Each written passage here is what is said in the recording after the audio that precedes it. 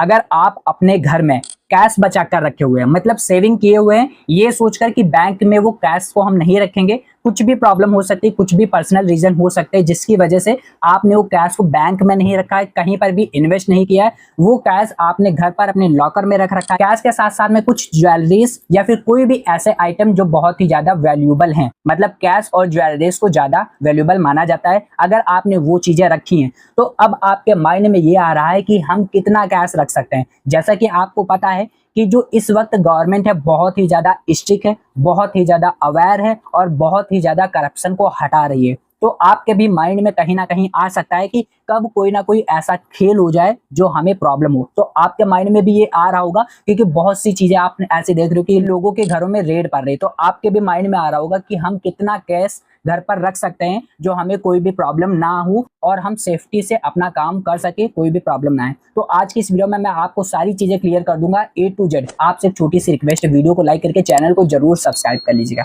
तो देखिए, पहली चीज बात करते हैं अगर इनकम टैक्स की। तो इनकम टैक्स मतलब जहां पर भी आपको इनकम के ऊपर टैक्स देना होता है। तो जो भी आप ईयरली इनकम करते हो, मतलब अभी जो स्लैब्स है वो 3 लाख के ऊपर है, अगर आप 3 लाख से ऊपर कमाई कर रहे हो तो आपको इनकम टैक्स देना पड़ेगा। लेकिन आप कमाई तो कर रहे हो, साथ ही साथ में आपने सेविंग्स कर रखे हैं जो कि घर पर आपने कर रखे हैं। अब बहुत ही ज्यादा आपने केस कलेक्ट कर लिया, वो केस कहीं से भी आया हो, आपने कलेक्ट करके रखा है। तो यहाँ पर आप सोच रहे हो लिमिट क्या होनी चाहिए। तो यहाँ पर मैं आपको बता दूं, जो लीगल है, लीगली चीज मैं आपको बता रहा हूँ, कोई भी इधर उधर घुमा फिरा की चीजें नहीं बता रहा हूँ। अगर आपने जो कैश रखा हुआ है वो सारा रिटर्न में रखा हुआ है, मतलब उसका पाई पाई का हिसाब आपने रख रखा है, ITR में उसको डिक्लेयर कर रखा है। मतलब सपोज दैट मैं एग्जांपल मान रहा हूँ, इससे ऊपर भी हो सकता है, मैं सिर्फ एक छोटी सी रकम का एग्जांपल मान रहा हूँ। जैसे कि 1 लाख रुपए आपने कैश रखा है घर पर, अब आपने उस 1 लाख के ऊपर पूरा ब्यौरा बना रखा है, मतलब ITR में सारी चीजें डिक्लेयर कर रखी हैं कि ये 1 लाख रुपए हमारे घर में कहाँ से आए हैं, किस वजह से हमारे घर पर रखे हैं,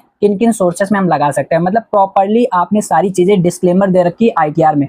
मतलब गवर्नमेंट को पता है कि आपके घर में 1 लाख रुपए का कैश रखा है, कहाँ से आया, क्या क्या यूजेस कर सकते हो, कैसे आपने सेफ्टी से रखा है, तब तो आपको कोई भी प्रॉब्लम नहीं आएगी, आप कितना भी कैश रख सकते हो।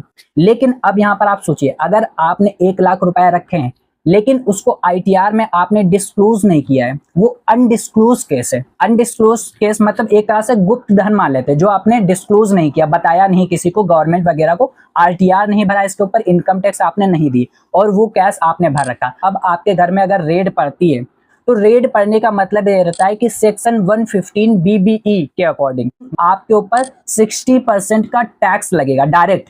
पहले डायरेक्ट आपका 60% टैक्स लगा, फिर 25% सरचार्ज लगेगा। जो 20% सरचार्ज लग रहा है वो 60% पर लगेगा। इसके बाद आपका 4% का सेस लगेगा, मतलब टोटल 78% टैक्स लगेगा। और अगर आपने ITR फिल नहीं किया था, ITR में आपने नहीं बताया था, डेट उसकी निकल गई थी, तो पेनाल्टी पड़ेगी। पेनाल्टी आपको 10% पड़ सकती है। टैक्स भरने के साथ साथ में आपको जुर्माना और भी लग सकता है, आपको जेल भी हो सकती है, कोई भी आपसे पूछताछ हो सकती है, आपके ऊपर कड़ी कार्रवाई की जा सकती है।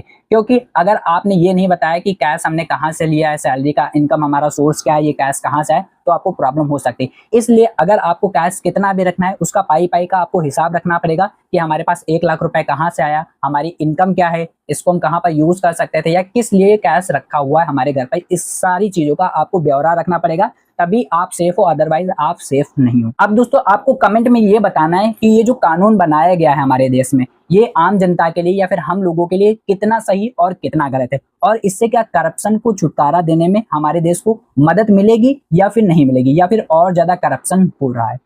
वीडियो पसंद आई तो वीडियो को लाइक जरूर करिएगा। ऐसी सारी वीडियोस को पाने के लिए और ज्यादा देखने के लिए आप चैनल को सब्सक्राइब करके बेल आइकन को जरूर ऑन कर लीजिएगा, जिससे कोई भी वीडियो आपके पास मिस ना हो। चलिए मिलते हैं नई वीडियोस के साथ में, तब तक के लिए जय हिंद, जय श्री श्याम।